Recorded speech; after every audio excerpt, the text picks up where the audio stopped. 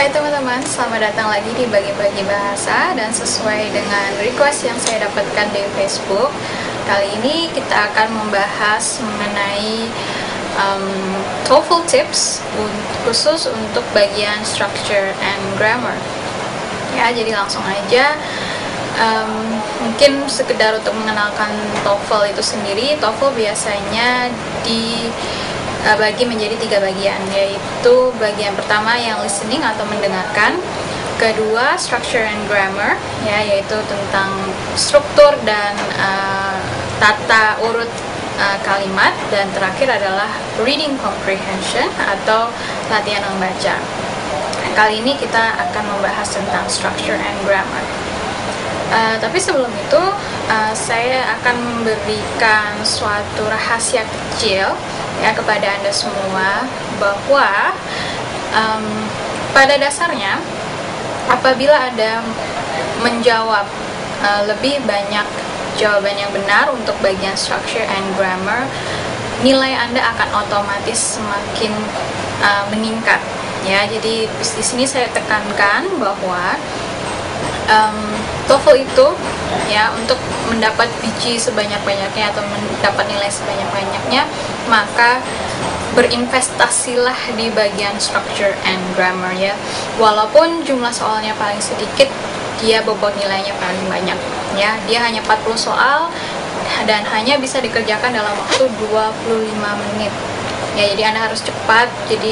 Dan kalau bisa kita juga menggunakan strategi yang tepat pula. Jadi tidak asal ngitung kancing ya, bismillah gitu ya, nomor jawabannya C gitu. Aduh, jangan sampai kayak gitu ya. Jadi kita harus benar-benar tepat strateginya. Oke, langsung aja saya bagikan tipsnya.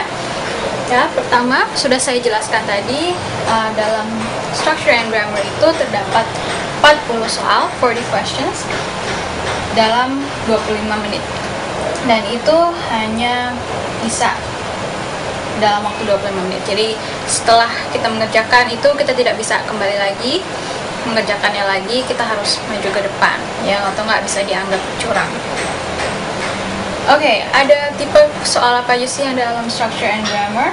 Ya, ada 2 bagian utama, yaitu fill in the blanks yang contoh seperti ini, dan kedua adalah error recognition ya, atau kita harus melihat mana kalimat yang salah, bukan kalimat yang mana, bagian dari kalimat yang salah.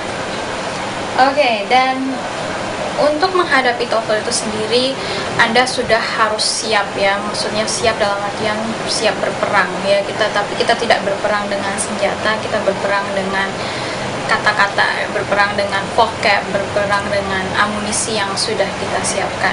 Jadi di sini tidak ada resep instan. Jadi Anda harus benar-benar vocab udah jadi, grammar udah paham ya. Kalau itu udah semuanya sudah dapat ya, saya yakin Anda bisa menghadapi ini dengan baik. Tetapi di sini akan saya bagikan sedikit tips yang paling utama, dan ini menurut saya adalah akar dari bahasa Inggris, yaitu kita harus tahu struktur kalimat utama, yaitu bentuk subject, verb, object.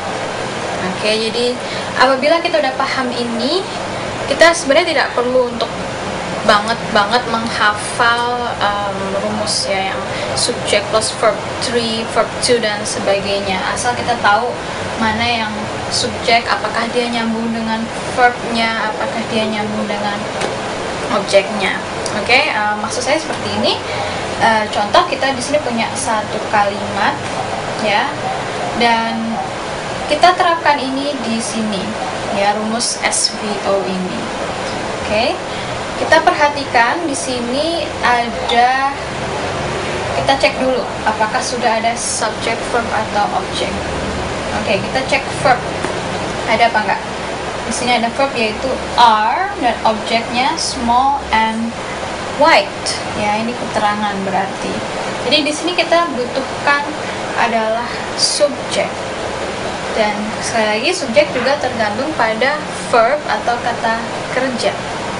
Perhatikan kata kerja di sini are, yaitu jamak, sehingga di sini kita juga membutuhkan subjek yang jamak pula. Oke, jadi kita lihat ya di antara A, B, C, D ini manakah yang jamak. The adalah artikel, jelas-jelas dia bukan subjek karena dia membutuhkan subjek. Apabila ditaruh di sini the tea plant, oke, betul dia jadi subjek, tetapi eng are, hello ya, are itu jamak ya, jadi tidak nyambung dengan the tea plant yang tunggal. Jadi otomatis the ini bukan jawabannya. Begitu pula juga on the, sama aja ya, toh juga hasilnya tunggal sedangkan di sini jamak. Jadi B otomatis tidak atau tidak tepat. Begitu. Nah, kita punya C dan D. Dan di sini yang paling tepat yang nyambung dengan R adalah flowers. Ya, flowers. Jadi kita harus tinggal milih manakah yang the atau having. Oke. Dan di sini yang paling tepat adalah yang D dengan kata the. Karena apa? The sebagai artikel menunjuk pada subjek. Oke, kalau having di sini artinya mengalami atau memiliki flowers the. Okay, having flowers, the tea plant are small and white. Apabila kita menggunakan C, kita harus ada koma di sini karena having itu dia membentuk suatu klausa atau bagian awal di dalam suatu kalimat dan itu wajib ada koma. Sedangkan di sini tidak ada koma, maka dari itu jawaban yang paling tepat adalah yang D, the flowers of the. Oke, jadi mungkin itu dulu tips dari saya ya tentang TOEFL Structure and Grammar ini.